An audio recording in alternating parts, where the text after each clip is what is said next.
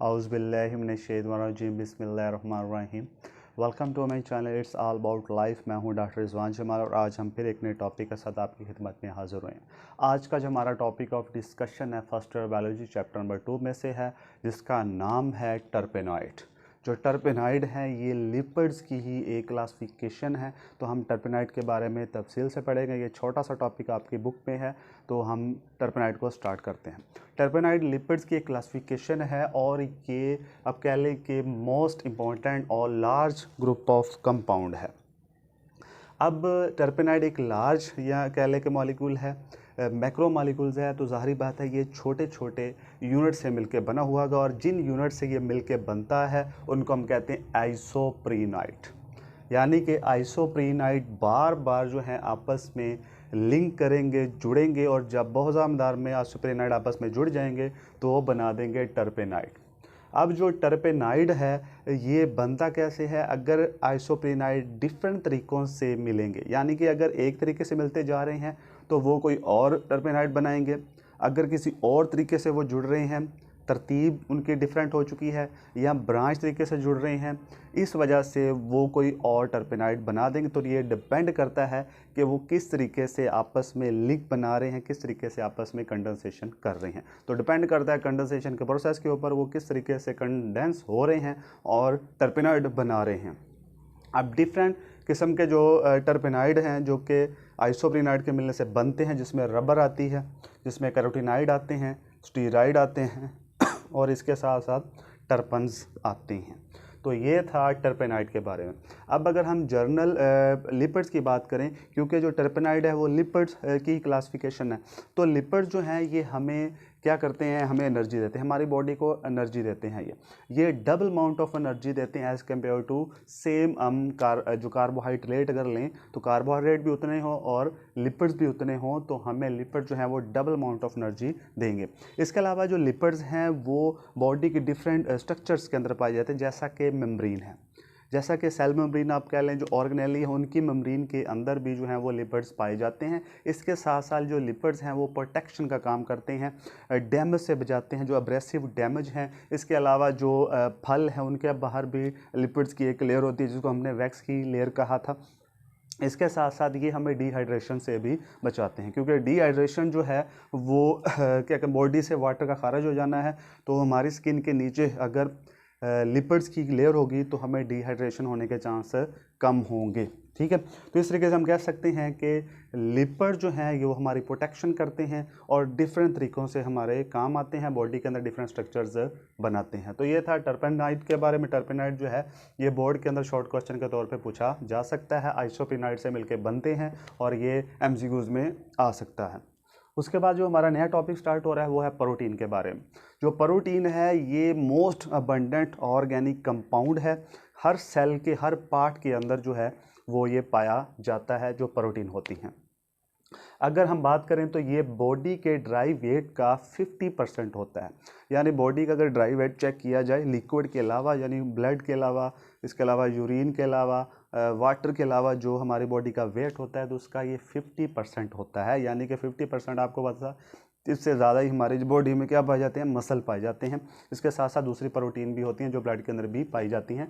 तो total dry wait जो है ये 50% होता है और हर सेल के हर पार्ट में ये पाए जाते हैं।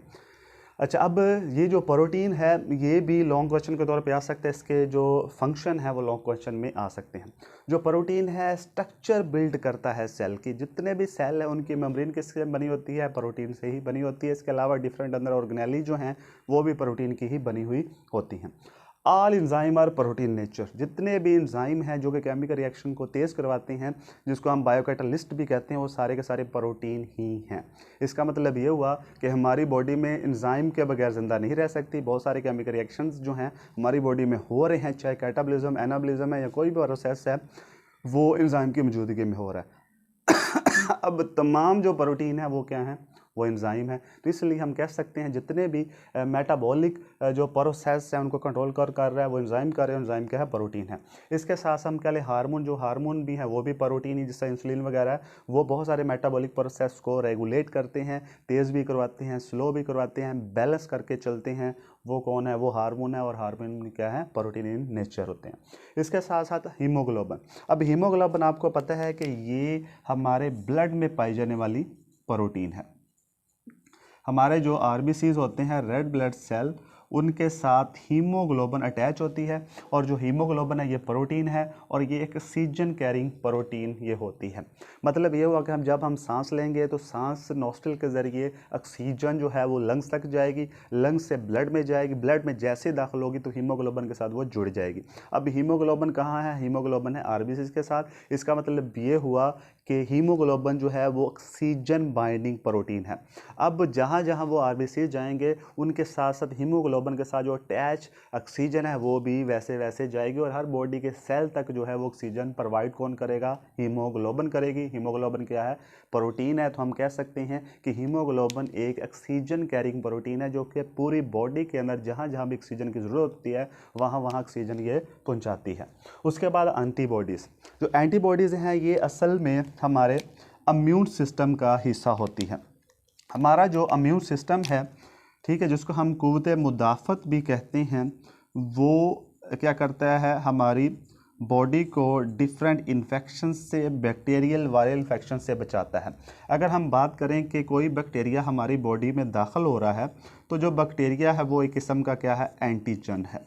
और जैसे ही एंटीजन यानी बैक्टीरिया हमारी बॉडी में इंटर होगा तो हमारी बॉडी का इम्यून सिस्टम जो है वो उसके ख़िलाफ़ बनाना शुरू कर देगा एंटीबॉडीज़। एंटीबॉडीज़ भी क्या हैं, ये भी प्रोटीन इन नेचर होती हैं, और ये एंटीबॉडीज़ क्या करेंगे, उस बैक्टीरिया के साथ अटैच होकर उसको किल कर देंगे। इसका मतलब ये हुआ कि हमारा इम्यून सिस्टम जो एंटीबॉडीज़ बना रहा है वो हमारी बॉडी की प्रोटेक्शन कर रहा है। और एंटीबॉडीज़ क्या है, ये भी प्रोटीन नेचर है, इसलिए ये भी हम कह सकते हैं ये प्रोटेक्टिव टाइप की प्रोटीन है, जो हमारी बॉडी को डिफरेंट इन्फेक्शन से, बैक्टीरियल और वायरल इन्फेक्शन से बचाती हैं। उसके बाद आती है ब्लड क्लॉटिंग प्रोटीन। अब जब कभी ज़ख़म होता है, ठीक है, फ़र्ज़ कर लें कि बॉडी के ऊपर ज़ख़म हुआ है, तो थोड़ी देर के बाद वहाँ पे जो क्लॉट फार्मेशन होती है, खून जम जाता है। अब खून को जमने के लिए कुछ प्रोटीन्स होती हैं, जैसा कि एक होती है थ्रोम्बन प्रोटीन, ठीक है, इसके अलावा एक होती है फिब्रिनोजन, ठीक है, फिब्रिनोजन। जो फिब्रिनोजन है ये इनएक्टिव फॉर्म है, ब्लड में ये हमेशा पाई जाएगी, लेकिन जैसे ही ब्लड क्लॉटिंग का अमल स्टार्ट होगा तो फिब्रिनोजन फिब्रन में कन्वर्ट हो जाएगी। अब ये जो फिब्रन है ये क्या करेगी, ये इस तरह से फाइबर की तरह की ये प्रोटीन होती है, जो कि आस्ता आस्ता जो बॉडी के ऊपर ज़ख़म होगा वहाँ पे ये जुड़ती जाएंगी, और आस्ता आस्ता ये फिब्रन प्रोटीन जाल सा बना के उस सुराख को, जहाँ से उस चोट को, जहाँ से ब्लड बाहर आ रहा होगा, उसको रोक देंगे। इस तरह से ये ब्लड क्लॉट फॉर्मेशन में हेल्प करती हैं, ब्लड क्लॉटिंग में भी हेल्प करती हैं। तो फिब्रिन वो प्रोटीन है जो ब्लड क्लॉटिंग में हेल्प करती है। इस तरह से हम कह सकते हैं प्रोटीन जो है ये ब्लड क्लॉटिंग में हेल्प कर रही है, तो ये भी प्रोटीन का एक फंक्शन है। इसके साथ साथ movement of organ and organism, हम चल फिर रहे हैं तो किस वजह से चल फिर रहे हैं, मसल की वजह से चल फिर रहे हैं। मसल के अंदर क्या पाई जाती है, प्रोटीन पाई जाती है। तो जितने भी मसल हैं, जितने भी ऑर्गेनिज्म हैं, वो सारे प्रोटीन के बने, और इसकी वजह से भी हम हरकत कर रहे हैं, डिफरेंट ऑर्गन हरकत कर रहे हैं। उसके साथ हम नेक्स्ट आता है क्रोमोसोम जो है उसकी मूवमेंट भी कौन करवा रहा है, प्रोटीन ही करवा रही है। अब आपने किसी ना किसी क्लास में 9th में पढ़ा ही होगा कि जब जो है वो सेल डिवाइड करने लगता है माइटोसिस में, तो दरमियान में आपको पता है यहाँ पे क्रोमोसोम जो हैं वो इकट्ठे हो जाते हैं। जब दरमियान में क्रोमोसोम इकट्ठे होते हैं, जिसको हम कहते हैं मेटाफेज प्लेट, तो उसमें क्या आता है, यहाँ पे होते हैं सेंट्रियोल।